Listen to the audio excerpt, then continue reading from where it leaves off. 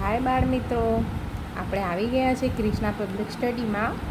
આજે આપણે Hindi standard 6 same 2 એમાં પહેલું કવિતા છે ઇતની શક્તિ હમે દેના દાતા. એનો સારાંશ હું તમને સમજાવીશ.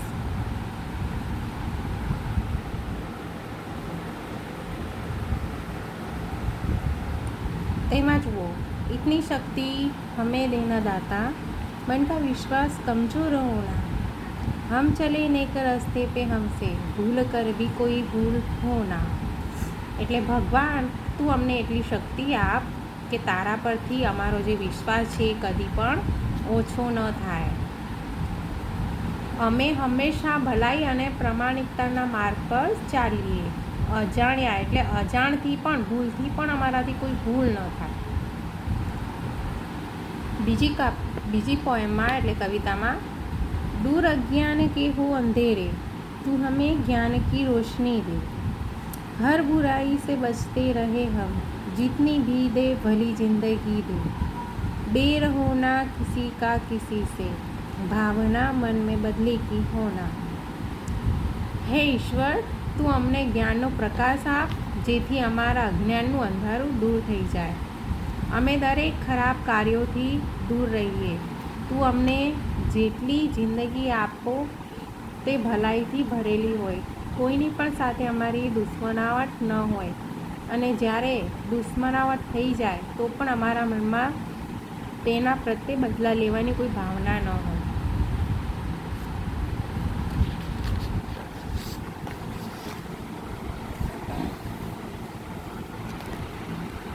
આગળ જોઈએ આપણે.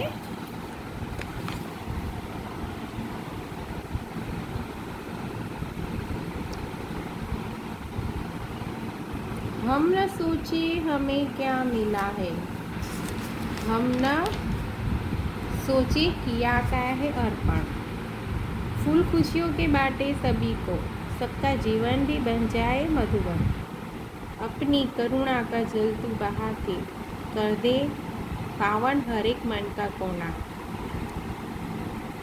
અમે કદી પણ ન વિચારીએ કે અમને શું મળ્યું છે અને અમે શું બીજાને આપ્યું છે.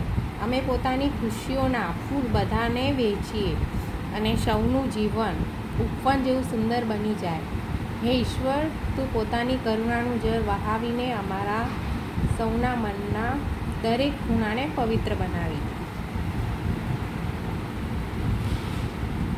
हम अंधेरे में है रोशनी दे, खो न दे खुद को ही दुश्मनी से, हम सजा पाए अपने किए की मौत भी हो तो सहले खुशी से, कल जो गुजरा है फिर से न गुजरे, आने वाला वो कल ऐसा होना. હે ઈશ્વર, અમે અજ્ઞાનના અંધારામાં છીએ, તું અમને જ્ઞાનનો પ્રકાશ આપ. અમે એકબીજા સાથે દુશ્મનાવટ કરીને પોતાનો નાશ ન કરી દઈએ. હે ઈશ્વર, જો અમે ખોટું કામ કરીએ તો તું અમને મોતની સજા પણ મળે તો અમે ખુશીથી સ્વીકાર કરી લઈશું.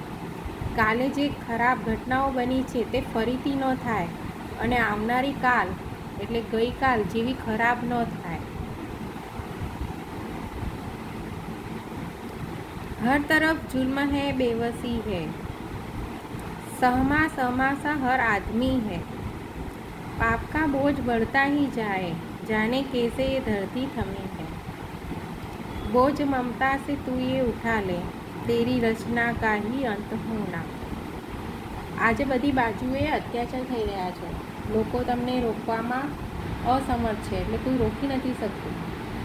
દરેક માણસ ભયભીત એટલે ડરેલો દેખાય છે. પાપનો ભાર વધી રહ્યો છે. ધરતી આ બધું કેવી રીતે સહન કરી રહી છે તે સમજાતું નથી. હે પરમાત્મા, હે ઈશ્વર, તું પોતાની મમતાના બળથી ધરતીનો આ ભાર ઉપાડી લે, જેથી તારી રચેલી આ દુનિયા નષ્ટ થતી બચી જાય. તો આજે આપણે આ કાવ્યમાં એનો સારાંશ કર્યો. નેક્સ્ટ લેક્ચરમાં હું એનો સ્વાધ્યાય અને અભ્યાસ તમને સમજાવીશ.